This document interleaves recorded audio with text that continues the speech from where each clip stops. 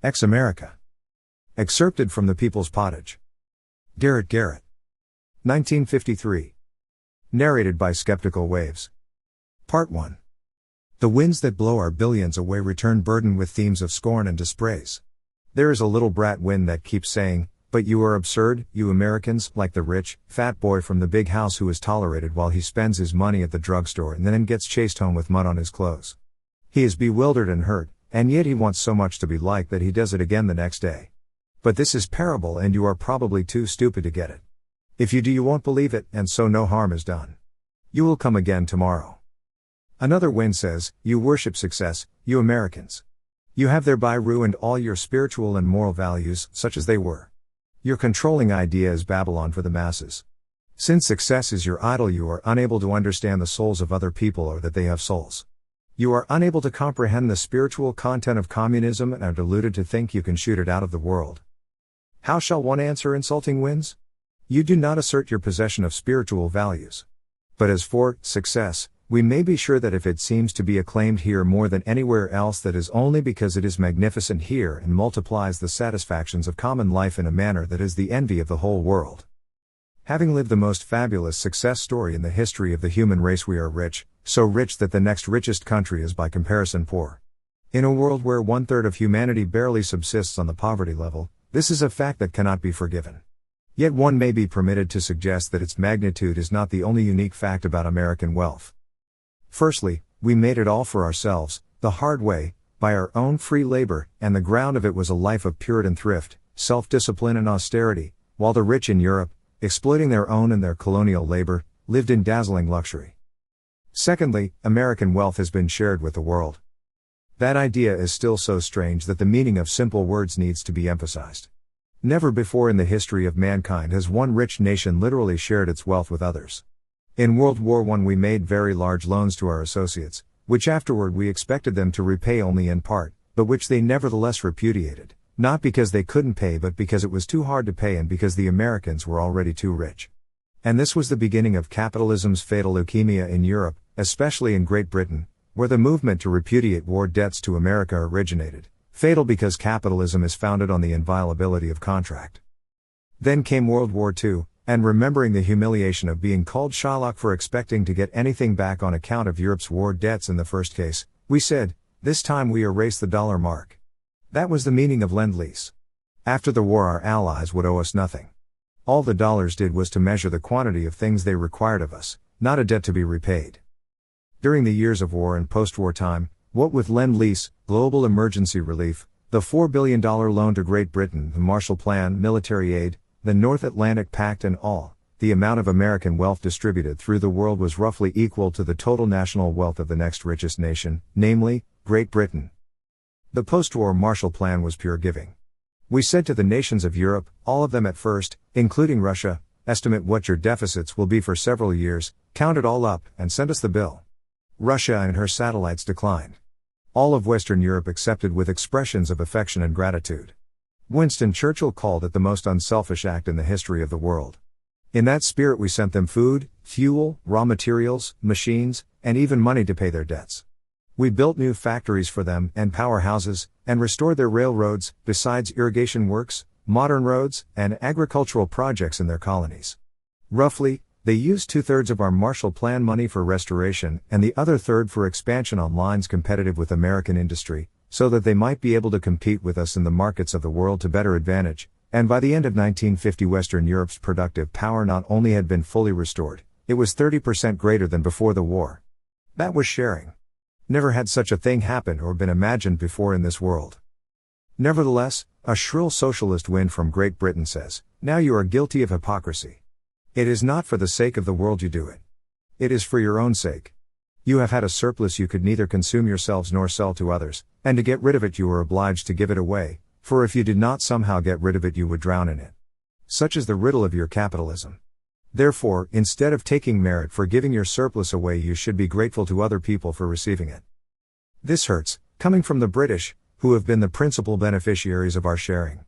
And there was no surplus. It was not surplus we gave away. It was wealth, and it is nonsense to say we could not have used it ourselves, if not in the same forms in which it was distributed abroad, then in other forms, since wealth is a thing that may assume any form. It is true that our standard of living went on rising, but that is not to say it might not have advanced much more if we had employed here the wealth we gave away. Could we not use the dams and power plants we built in Western Europe? Or the roads we built for Europe's colonial dependencies in places we almost never heard of before? Could we not have used our money to reduce our own public debt, instead of giving it to Great Britain to reduce her public debt on the ground that it would improve her credit? What an odd paragraph this will make in history, if it is remembered, that we increased our national debt to enable Great Britain to reduce hers. There is a cruel wind saying, "But you are dangerous, you hair-trigger Americans. You brandish your weapons in a reckless manner. You are too ready to use the atomic bomb." The British say that. A rift in Anglo-American policy toward Asia was so explained. While saying for themselves that they could hope for a diplomatic settlement with Red China, the British made the rash Americans appear to prefer a military solution. Soviet Russia's propaganda, aiming to fix upon us the guilt of warmongering, was thereby strengthened, and in the whole world the question began to be asked, for all they say, are the Americans really a peace-loving people? Even though they think they mean what they say, is it not possible that their insatiable economy, to go on expanding, demands the military stimulus? That question may give Americans a good deal of prayerful thought. As a peace-loving people we do have a terrific war history, one world war to make the world safe for democracy, soon another one much more terrible to kill the aggressor everywhere forever, and now a defense of the whole free world, which makes it impossible for us to stay out of war anywhere, the bones of Nevada cracking under the stress of experimental atomic bomb explosions, and the economy expanding all the time. But there is another history that belongs to us too, and it is more significant because it represents the activity of our own free will. After World War I we had incomparably the greatest navy in the world. What any other country might have done with it need not be suggested. What did we do with it? We called the Washington Conference on Naval Disarmament and made there the only forthright proposal for real disarmament that was ever heard. We said to the other naval powers of the world, "Look, ours is by far the longest sword. Measure it. This is what we propose.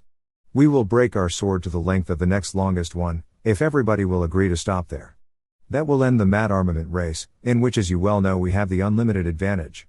None of you can hope to overtake us. We can build a navy twice as big, 3 times as big, and we will do it if necessary." Was that the voice of a peace-loving people? The other naval powers, principally Great Britain, France, and Japan were stunned. They could hardly believe it. A treaty was signed accordingly. We towed our ships out to sea and sank enough of them to give Great Britain parity with the American Navy. The sequel was that no other signatory power absolutely kept faith. Great Britain increased the range of her guns. Ultimately Japan denounced the treaty. But the story of America at war is perhaps too fantastic, so that a suspicious world walks round and round it saying it cannot be true as it looks. There must be something very wrong with it, a global gimmick, a secret forethought, since people are born selfish and really cannot behave like that. If in all history there is such a thing as a nation engaging in 2 world wars and renouncing beforehand any material gain or advantage whatever, and meaning it, where is it? We have done it twice. We have helped the other victors to divide the loot among them, taking nothing for ourselves, and then we have shared our wealth with the victors and vanquished alike to restore their lives. Yet there is a chill sardonic wind rising in France that says, you are imperialistic all the same, whether you realize it or not. Call it moral imperialism if you like, and so beguile yourselves. You are trying to make the kind of world you want. You are trying to impose the American way of life on other people, whether they want it or not. Suppose they don't want it. Will you oblige them to choose between 2 forms of coercion, one way to embrace communism and the other to accept the American way of life? Are you not saying to other people, you can have any kind of government you want, provided it is anti-communist? And morally wherein does this differ from what the Russians are saying, that people can have any kind of government they want provided it is anti-capitalist and anti-American? An Arab philosopher rises to tell us that our sin is to put our trust, far more in gadgets and in the manipulation of emotions than in the truth and potency of ideas. The idea of taking a college degree, getting married and settled, rearing a family, having a dependable job, making lots of money and having a solid and ever-expanding bank account, this ideal, conceived purely in those terms, is not good enough. We are so chagrined by this description of the futility and boredom of the life we live as to forget that what the East desperately wants and thinks we should help her to achieve is a higher standard of material living. The Arab says we shall be like that until we learn to go out of ourselves to a region of joy, where it is more blessed to give than to receive. This to a nation that has never had a chance to receive, only to give, to a nation that is, incredibly, for all the rest of the world, a charitable organization. This we forget and say instead, here. Here. It is wisdom from the East. The Arab continues that as it contemplates the values of the West, Asia, if I must be frank with you, is not impressed. In fact, despite all her darkness and misery, Asia can still do better. Well, these Americans have not swallowed the sun. The Asians have exactly as much of it as we have. If they can do better, why don't they do it? Why do they demand our help?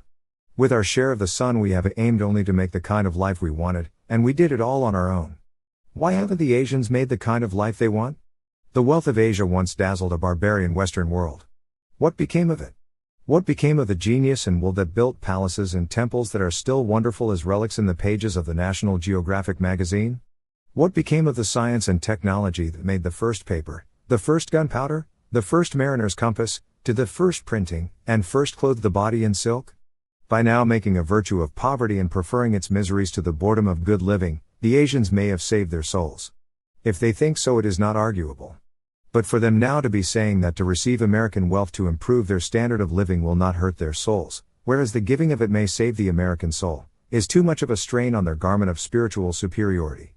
It rips in the critical seams. As philosophy, these winds from Asia are punk. As propaganda they appeal to the softness of American character. Part 2.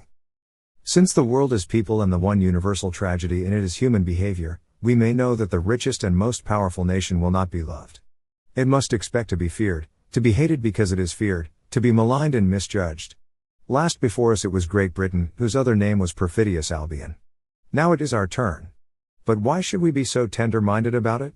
Why do we suffer the censorious opinions of the world to be as sackcloth on our skin and ashes on our forehead? Why must we accept the expectations of other people as the measure of our obligation to them? It was not always so. Since Washington, until this generation, Europe was Old World and America was New World, and even as we broke the tradition of orbital separation the feeling for it was so strong that we said our role in World War I was that of associate, not ally. The questions we ask are new. They have arisen in our time and they have a certain history. About 1900 began the flowering of that alien graft upon our tree of sapience called the intellectual.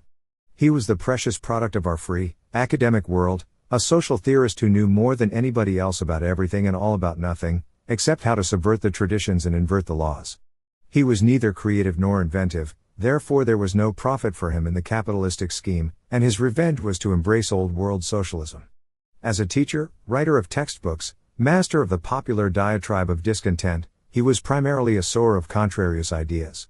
Living comfortably on the fringe of capitalistic opulence, he compared his income with that of a bond salesman or a self-made executive and was moved to scorn the profit motive and trample upon private wealth. In the academic world this disaffected intellectual multiplied by fission.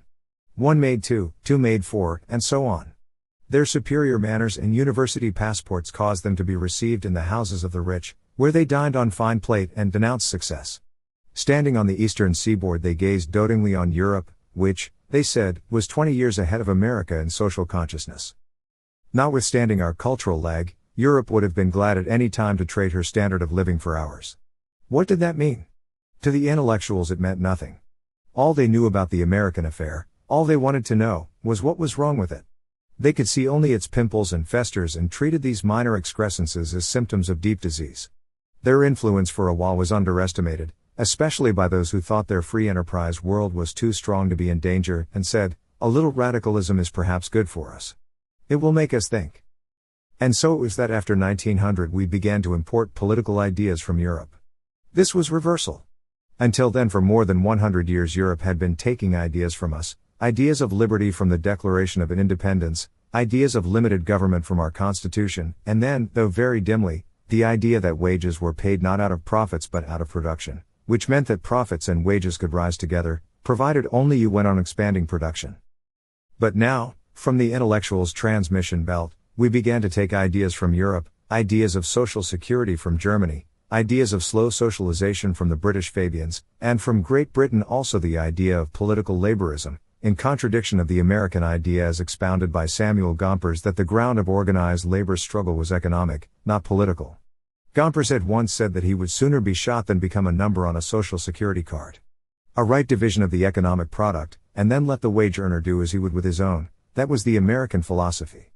The intellectuals represented socialism to be a working-class movement. That certainly was not true here, and Friedrich Hayek is probably right when he says that socialism has never and nowhere been at first a working-class movement. In every case, historically, it has been first a movement in the minds of the intellectuals. The first great turning was accomplished with the ease of a Pullman train passing from one track to another over a split-point switch. The landscape hardly changed at all for a while, and then gradually, and when people found themselves in a new political region, there was no turning back. The event was the amendment of the Constitution in 1913, giving the federal government power to impose a progressive tax on all incomes. This idea was not only European, it was Marxian, one of the cardinal points of the Communist Manifesto. President Wilson disarmed opposition by saying the federal government would use this power, if at all, only in time of emergency, and yet, as we now know, the obsequies of limited government ought then to have been performed. Only the intellectuals knew what it meant. Nobody else dreamed, least of all perhaps President Wilson, that the federal income tax would be used not for revenue only, which was until then the only kind of taxation Americans knew, but for the purpose of redistributing the national wealth from the top downward, according to European ideas of social amelioration. The federal income tax was but one tool and had not its full leverage until other turnings took place. It was not until the first year of the Roosevelt era that the intellectuals achieved political power at the foot of the throne. Then the federal government seized control of money, credit, and banking, and introduced an irredeemable paper money currency.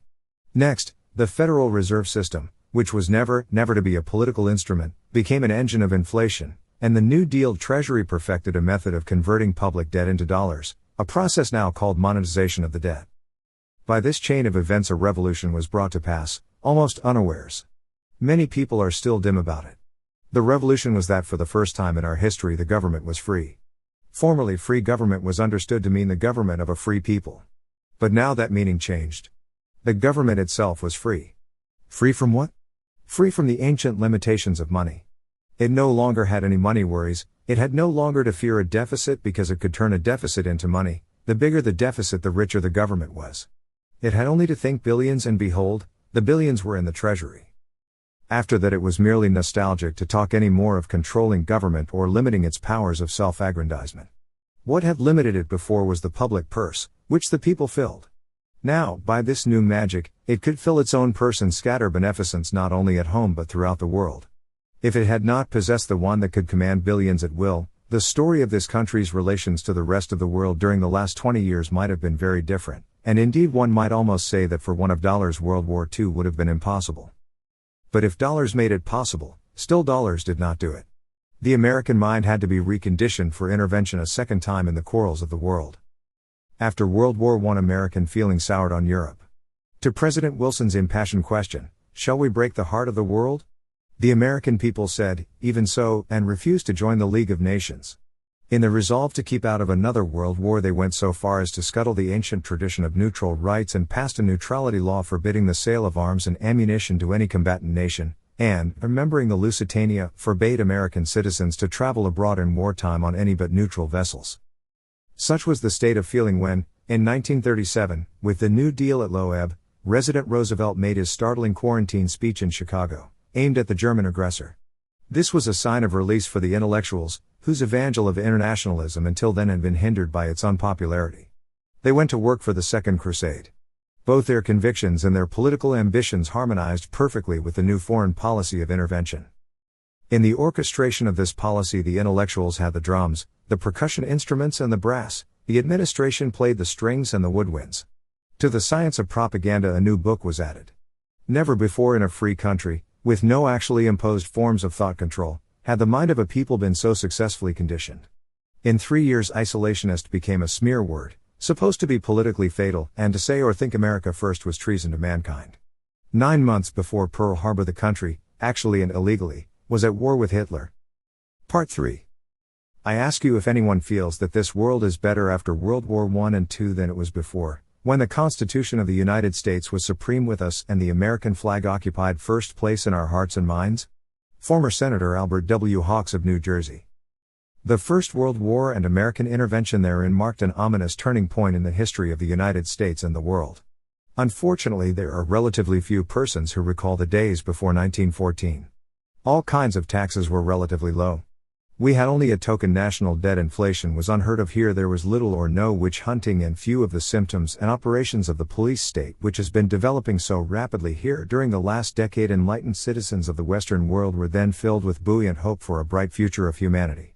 People were confident that the amazing developments of technology would soon produce abundance, security and leisure for the multitude. In this optimism no item was more potent than the assumption that war was an outmoded nightmare. The great majority of Americans today have known only a world ravaged by war, depressions, international intrigue and meddling, the encroachments of the police state, vast debts and crushing taxation and the control of public opinion by ruthless propaganda. Professor Harry Elmer Barnes. Americans now are of three kinds, namely, those who are very unhappy about what has happened in one lifetime to their world, to its morals, principles and ways of thinking, and have intuitions of a dire sequel, those who only now begin to read the signs and are seized with premonitions of disaster, and 3, those who like it. It is impossible to say what proportion any one of these three divisions bears to the total. It is impossible, furthermore, at any moment of time to say what the people want or don't want. They probably do not know. And what they say may be so like writing on the sand that a tide not of their making will wipe it out. This is riddle. Suppose a true image of the present world had been presented to them in 1900. The future is in a crystal ball, together with the question, do you want it? No one can imagine that they would have said yes, that they could have been tempted by the comforts, the gadgets, the automobiles and all the fabulous satisfactions of mid-century existence, to accept the coils of octopian government, the dim out of the individual, the atomic bomb, a life of sickening fear, the nightmare of extinction. Their answer would have been no, terrifically. You feel very sure of that, do you? You would have said no yourself? Then how do you account for the fact that everything that has happened to change their world from what it was to what it is has taken place with their consent? More accurately, first it happened and then they consented. They did not vote for getting into World War I. They voted against it. The slogan that elected President Wilson in 1916 was, "He kept us out of war." Then in a little while we were in it and supporting it fanatically. They did not vote for the New Deal. They voted against it. That is to say, they elected Mr. Roosevelt on a platform that promised less government, a balanced federal budget and sound money. Nevertheless, when it came, they embraced the New Deal, with all its extensions of government authority, its deficit spending and its debasement of the currency. They did not vote for getting into World War II. So far as they could, they voted against it. Annotating in 1941 the 1939 volume of his public papers, Mr. Roosevelt wrote, "There can be no question that the people of the United States in 1939 were determined to remain neutral in fact and deed." They believed him when he said, during the 1940 campaign, again and again and again that their sons would never be sent to fight in foreign wars. So he was elected a third time on his pledge to keep the country out of war. Immediately afterward, in March 1941, came Lend-Lease. By any previous interpretation of international law, Lend-Lease was an act of war, the government of one country giving arms, ammunition, and naval vessels to a belligerent nation. Not long after that, actual shooting began in the Atlantic, but for a while its meaning was disguised. Our Navy was escorting cargo trains of Lend-Lease goods across the Atlantic, under pretense of patrolling the waters, and German submarines were trying to sink the cargo vessels. The trouble was that when the protecting U.S. Navy vessels appeared, the Germans would shoot only in self-defense, because Hitler did not want to attack, whereas what Mr. Roosevelt needed to release him from his anti-war pledges was an attack. That went on until, in October 1941, Admiral Stark, Chief of Naval Operations, sent a message to all fleet commanders saying, "Whether the country knows it or not, we are at war." And still there had been no attack that would release Mr. Roosevelt and unite the country for war. After a cabinet meeting on November 25, 1941, Henry L. Stimson, the Secretary of War, writing in his diary, defined the problem that had been discussed that day. It was how to maneuver the Japanese into the position of firing the first shot. Pearl Harbor solved the problem. But in fact we had already been in the war for at least 9 months. They never voted for the welfare state, with its distortions of the public debt, its basic socialism, its endless vista of confiscatory taxation, its compulsions and its police-like meddling with their private lives. Certainly they never voted for it in the way the English voted for socialism. Yet step by step they accepted it and liked it. They did not vote for the United Nations, nor for putting the United Nations flag above American troops in foreign countries, nor for the North Atlantic Pact, which may involve us in war automatically and thus voids the constitutional safeguard which says that only the Congress can declare war. A report entitled Powers of the President to Send Armed Forces Outside of the United States, signed by the chairman of the Foreign Relations Committee of the Senate, says, the use of the congressional power to declare war has fallen into abeyance, because wars are no longer declared in advance. And to all of this the people have consented, not beforehand but afterward. They have never voted on a foreign policy that steered the ship from the American main at the top of the world to the international shoals of extreme danger.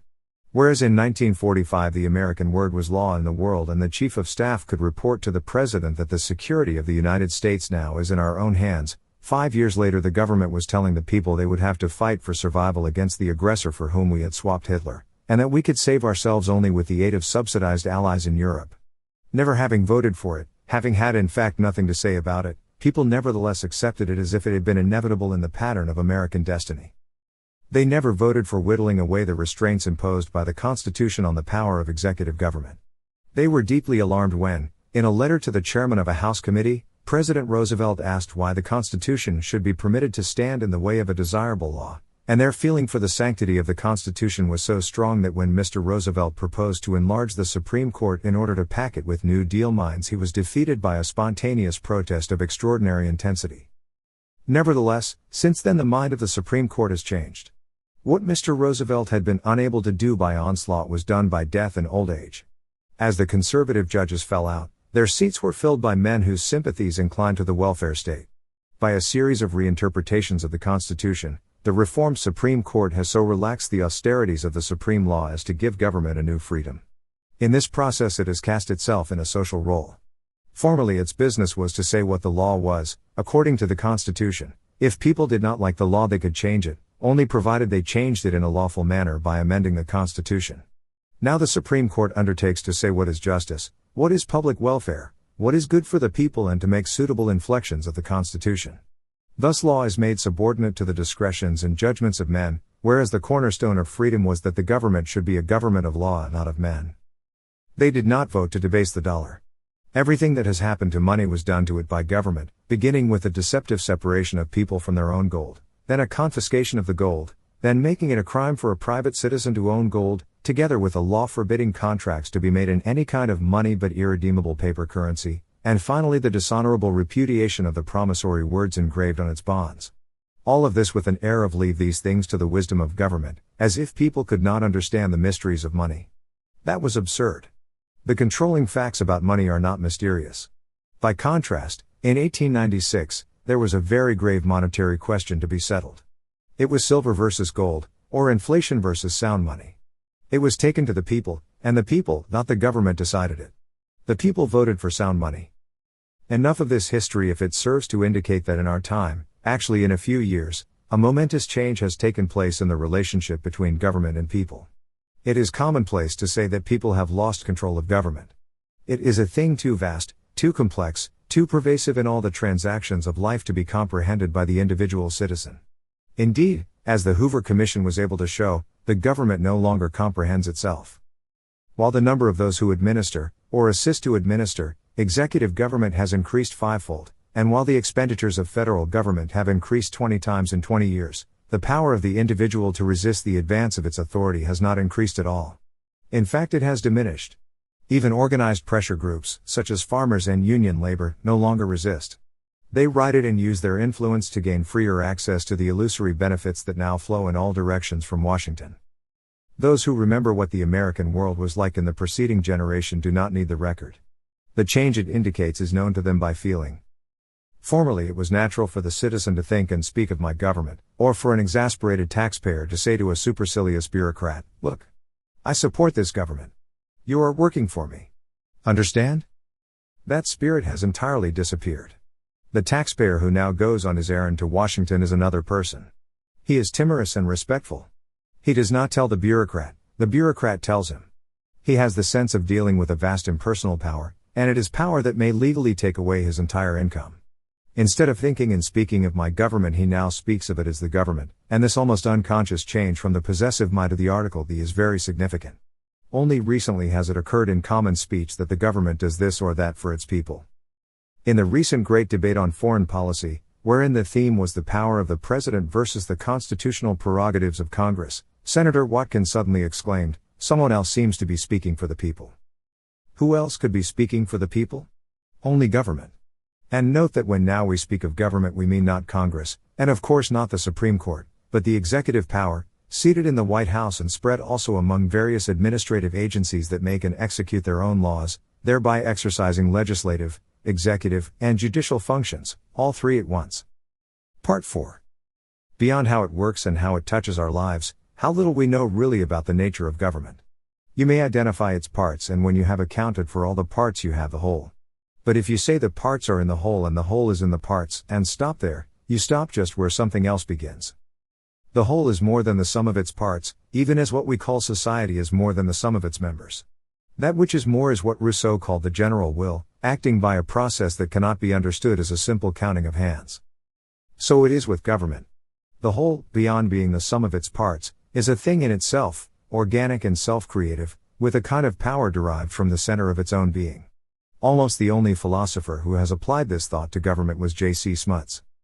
In his work, Holism and Evolution, he said, "What is not generally recognized is that the conception of wholes covers a much wider field than that of life, and that beyond the ordinary domain of biology it applies in a sense to human associations like the state. In the human being, regarded as a whole that is more than the sum of its parts, there is a central control that becomes conscious and mysteriously produces what we call personality.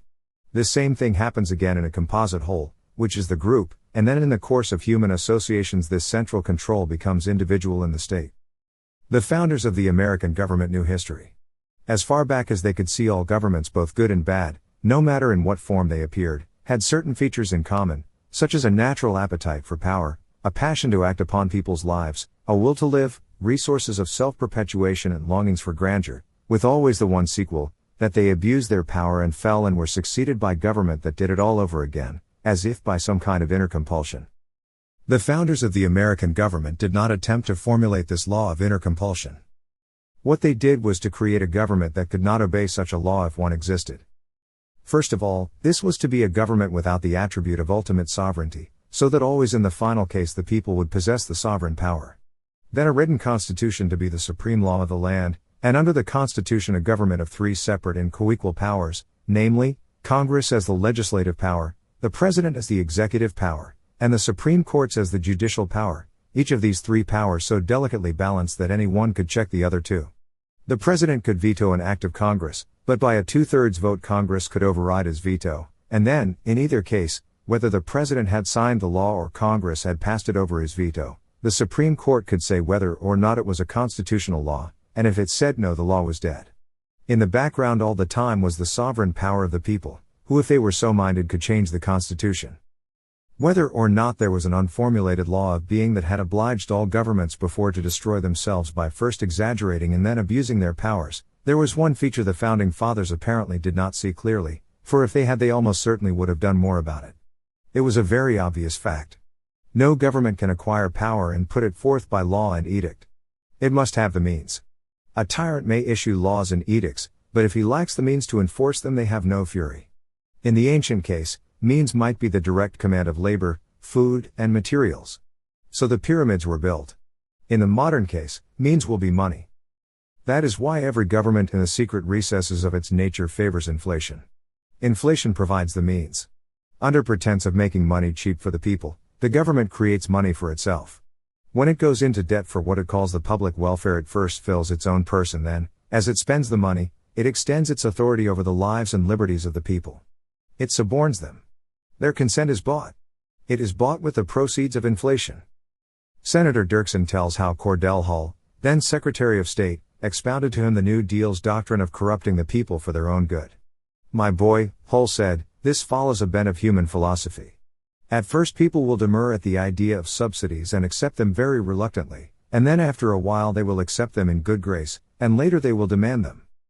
The root evils of inflation are political, not monetary. But, since the monetary effects take place immediately and touch people in sensitive places, whereas the greater evils work slowly, this important truth is obscured.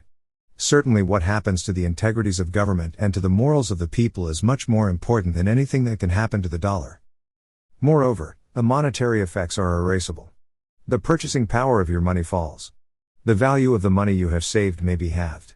The creditor class may be terribly hurt. The vast wealth represented by pieces of engraved paper and safety deposit boxes may crumble away. And yet none of this need be calamitous provided, first, it happens slowly over a period of years, so that the many compensating factors have time to act, and provided, secondly, that the dynamic principles by which wealth renews itself are jealously preserved. So long as the effects are monetary only, periodical inflation is intoxicating. It is the oxygen of booms, and everybody loves a boom, even while at the same time knowing better and that the reckoning will come. All the primer sermons against inflation leave out the compensations. Profits rise, and, although they may be illusory, one would sooner have illusory profits than none. Speculative opportunities appear. Much more than we like to admit, one man's loss may be another's gain. As the value of money falls, the price of assets will rise. The value of $1 hidden in the cellar will decrease. But the value of the house over the cellar will increase. If you both own the house and have dollars hidden in the cellar, you may come out about even. If you own only the house with no dollars hidden in the cellar, you may beat the inflation. There have been times, as in the 70s and 80s of our history, when material wealth has increased with prices falling. Nevertheless, under these conditions people are despondent and there is no feeling of prosperity. These sayings are heretical. The use of them is to make a distinction between the kind of inflation that spells economic folly for which people themselves are to blame and, on the other hand, the kind of inflation that serves government as an instrument of policy and is intended to produce revolutionary social change. When in the conquest of power and for political ends a government deliberately engineers inflation, all the monetary evils occur as before, and then to these you add such consequences as, first, that as the government expands explosively the people will lose control of it. Secondly, as the people receive millions of checks from the automatic printing machines in the United States Treasury, they learn to become dependent on government for aid and comfort. Thirdly, people are first enticed by the benefits and then obliged by authority to exchange freedom for status. And finally, the revelry of public money, which for a while seems to cost nobody anything, brings to pass a state of moral obliquity throughout society. The monetary debacle is relatively unimportant. The moral debacle is cancerous and possibly incurable. Part 5. On the use of inflation as a revolutionary weapon, Lenin said the best way to destroy the capitalist system was to debauch its currency. Writing in 1920, John Maynard Keynes said, "Lenin was certainly right. There is no subtler, no surer means of overturning the existing basis of society than to debauch the currency. By a continuing process of inflation, governments can confiscate secretly and unobserved an important part of the wealth of their citizens. By this means they not only confiscate, but confiscate arbitrarily, and while the process impoverishes many, it actually enriches some." John Maynard Keynes was the brilliant John Law of modern finance. He gave the New Deal the scientific jargon for deficit spending and managed inflation, probably because he wanted to see how it would work here before England tried it. The American who speaks most clearly on the political evils of deliberate inflation is Professor Walter E. Sparr. He says, "It should not be surprising that apparently all who would socialize our economy are opposed to the restoration of a redeemable currency in the United States. Either because they understand the relationship between an irredeemable currency and the processes of socialization, or because they simply note that socialist, communist, and fascist governments employ irredeemable currencies as a means of controlling and managing the people. Advocates of government dictatorship seem invariably to defend irredeemable currencies with the utmost vigor. The evidence seems overwhelming that a defender of irredeemable currency is, wittingly or unwittingly, an advocate of socialism or of government dictatorship in some form. So long as a government has the power over a people that is provided by an irredeemable currency, all efforts to stop a government disposed to lead a people into socialism tend to be, and probably will be, futile. The people of the United States have observed all sorts of efforts, organized and individual, to bring pressure upon Congress to end its spending orgy and processes of socialization. It should be amply clear by this time that none of these efforts has succeeded. Moreover, there is no reason for supposing that any of them, except the restoration of redeemability, can succeed in arresting our march into socialism. Here you have the devil, his convert and his antagonist, all three, bearing witness alike, and to this you add the testimony of experience which is complete in Russia, unfinished in Europe, and cumulative in this country. Those who take the New Deal to have been the beginning of revolutionary change in the character of government are wont to cite its laws, and its many innovations within the law, and to forget that if it had been without the means to enforce them, all of its intentions would have died in the straw. It had to have money, and not only a great deal of money, but freedom from the conventional limitations of money. It knew that. Unerringly, therefore, its first act was to prepare inflation, and this was to be a kind of inflation we had never imagined before, that is, inflation for a premeditated political purpose. First it called out of the people's hands all of the gold there was under the pretense of conserving it for the duration of the emergency. Having got physical possession of the gold, Its next act was to confiscate it. By edict, all gold then existing in the country as well as any that might thereafter be mined became government property. Thus gold was nationalized. A private citizen, under pain of fine and imprisonment, was forbidden to have a gold piece in his possession. In place of that famous American gold standard paper dollar, which was the same as gold in the whole wide world because the holder could exchange it for gold at will, there was introduced a paper dollar redeemable in nothing but itself. This irredeemable paper dollar was planned money, planned for inflation. Not only was it declared to be lawful money for all purposes, it was made to be the only lawful money. Private contracts calling for payment in any other kind of money were illegal. After that it was all coasting. The New Deal planners in the White House wrote a series of monetary laws which a captive Congress enacted, sometimes without even reading them. One of these laws authorized the government to print $3 billion of counterfeit money, literally counterfeit, because it would represent nothing of value beyond the engraver's art. It resembled money and the government said it was money, but the word of the government was no longer of any value since it had just performed an act of repudiation.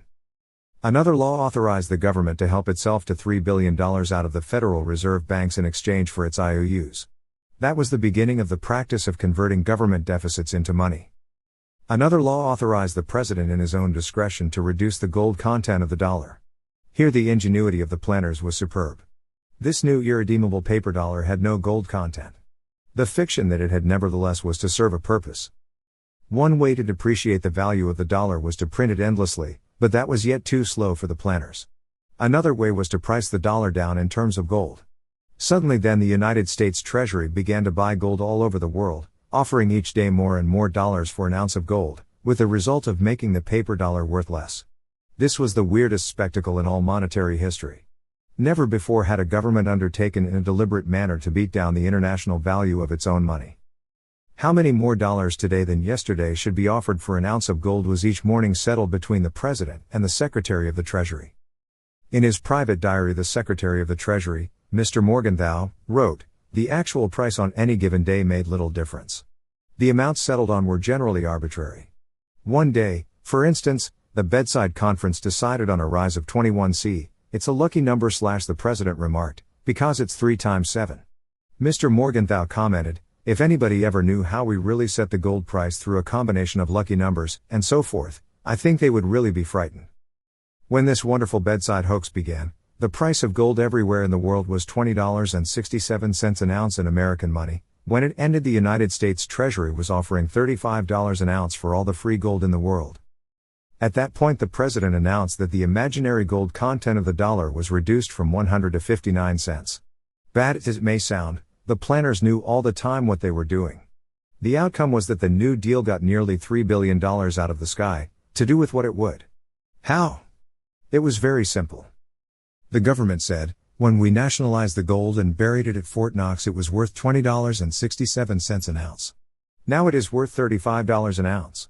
The difference is $2,800,000,000, and that is profit and belongs to the government. Later, when the recovery program was sagging, the Congress delivered to the President a free public purse with more than $3 billion in it, to do with what he would.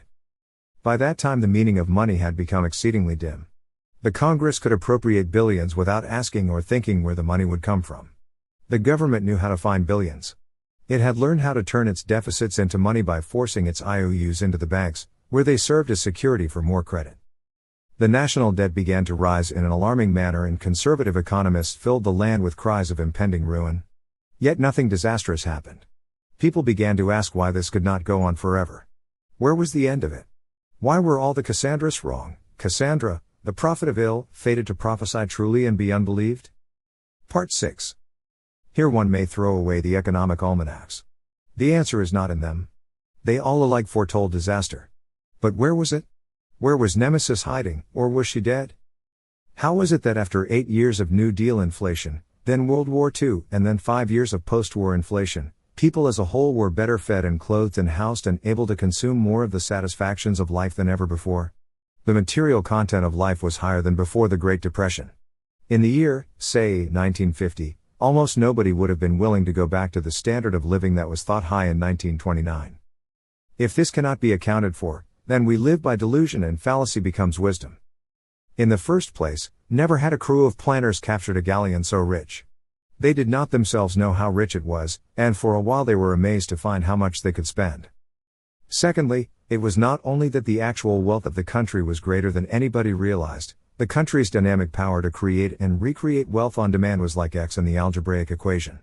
It seemed to be an inexhaustible power and had always been underestimated. The Kaiser underestimated it in World War I, Hitler in World War II, we underestimated it ourselves. It was so great that the injury done by inflation to the creditor class could be absorbed, and all the more easily because there is in this country almost no creditor class as such, like the very old rentier class in Europe. Here the rule is that creditors are also debtors and producers, participating actively in the process of wealth creation. Thirdly, and this is the crucial ground, the inflation prepared by the New Deal was primarily political, not economic. John Maynard Keynes, whom you may take to be the foremost modern authority on inflation, had said, as above, that while the process impoverishes many it actually enriches some. The political meaning of that truth had never been formulated. Well then, since inflation may act both to impoverish and to enrich, how will you plan inflation for political ends, with intent to bring about a redistribution of the national income and revolutionary social change? Certainly you will plan it to enrich the greatest possible number, for then you will have the acclaim of the people and your revolution will be popular. Suppose you can plan it to enrich, first, the farmers, who besides their vote have a traditional power to intimidate Congress; secondly, organized labor, which also, besides its vote, knows how to scare Congress; and thirdly, people in the low-income brackets. These low-income people you will call the underprivileged, and you may increase their number to almost any point by the simple expedient of raising their expectations and setting for them a higher minimum standard of living, which the government will undertake to provide. If you can enrich all of these you will have increased temporarily the buying power of roughly 2/3 of the population.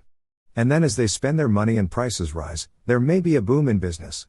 If that happens you may be sure that businessmen and bankers will stand halfway with you. True, they will get worried from time to time and say, inflation must stop. But if you say to them, then do you want deflation? They will say, no, not that. But let's stop it here. And they will be entirely with you when you propose to employ all the resources of government, even a little more inflation, to prevent deflation, because deflation is very bitter medicine. That is the way the New Deal planned inflation, and as the New Deal planned it, so it has continued ever since. To the farmers it gave cheap money and credit, a system of price supports the cost of which is met out of the public treasury, and a guarantee of parity, which means that if other prices rise so shall the level of farm prices be raised by more subsidies, with this total result, first, that the farmer's share of the national income was increased, and secondly, that immunity from the evil effects of inflation was conferred upon him as a class. To organized labor it gave, first, complete exemption from the antitrust laws, and then the legal right to create and exercise a labor monopoly under which unionism becomes compulsory and a man has to pay for the right to work. What has reconciled the individual to this condition is that organized labor, by virtue of its legal monopoly and through collective bargaining, has been able to keep wages rising faster than prices. Moreover, it has been able laterally to get into its contracts the so-called escalator clause, which says that as the cost of living rises wages shall be automatically increased. Thus organized labor's share of the national income was increased and it also achieved as a class immunity from the monetary evils of inflation. To the people in the low-income brackets it gave the fascinating bauble of Social Security. How to keep this bauble from withering, as prices rise and the buying power of the Social Security payments out of the United States Treasury falls, is a problem that has not yet been solved. Either these people will be tragically disappointed, even defrauded, or the Congress from time to time will have to appropriate billions more to increase the government's payments to them. Part 7. So inflation as the New Deal planned it was bound to be popular. Many were enriched and few were impoverished. Those who have been enriched perhaps could afford to pension or assist the few who have been impoverished, and if this could be arranged, and if it could go on forever, what a world this would be. The government would never have to balance its budget, that would become a myth, and nobody ever again would have to worry about money. Has that the sound of fantasy? Nevertheless, it is the pure logic of inflation. Some time ago the President's Council of Economic Advisers began to expound the theory of perpetual inflation and perpetual boom. They began to argue that if creditors continue to be impoverished by rising prices, it would be better to relieve their distress by aid from the public treasury than to deflate wages and prices, which would hurt too many. Thus immunity for everybody, immunity from the monetary effects of inflation, provided by more inflation. What you get then is an economy moved by jet propulsion through the stratosphere. It must go higher and faster or crash. Deceleration might be fatal. The government cannot afford to balance its budget or to stop deficit spending, because its spending is the gas of jet propulsion. For how long and how far can it go? To infinity? Certainly not to infinity, quite. Since it cannot go to infinity and since it cannot stop or decelerate without crashing, what can the sequel be? The answer to that question is already latent in the national mind, and that perhaps is the one fatal fact of all. We know very well what the sequel will be, and yet we go on dreaming that we dream, which is a kind of psychic device for cheating reality. The truth of this you may test for yourself. Many are in earnest when they say that unless people can reconquer government, its bigness will swallow them up. Ask these, will you demobilize government? Will you cut it back to the limited functions that were thought proper to government 25 years ago? They will say, no. You can't do that. Why not? Because in the first place it is not politically feasible to go back. Moreover, with government now spending 1/4 or more of the national income even in peacetime, its new functions are so ramified in the economy that to abolish them would strip the gears. But it must stop growing. Then ask, what new function of government would you stop the growth of? The answers to that will be vague, desultory and irrelevant. Each new function of government has its own powerful clients and beneficiaries, wishing only for it to grow. Many are sincere who say the dragon of inflation must be overcome, else we are ruined.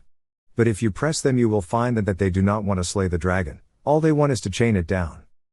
Ask them, let it be a banker, a merchant, an industrialist, ask them, how much depression and unemployment are you willing to face as the price of deflation? The answer will be, it is not deflation we are talking about. We are saying that inflation must stop. You are proposing then to let all past inflation stand and to stabilize at the very top the greatest inflationary boom that has ever occurred in this country. The answer will be, it is better gradually to absorb the consequences of past inflation than to have deflation. Say to them, by your own definitions, inflation has a kind of momentum, it feeds on itself and is self-accelerating.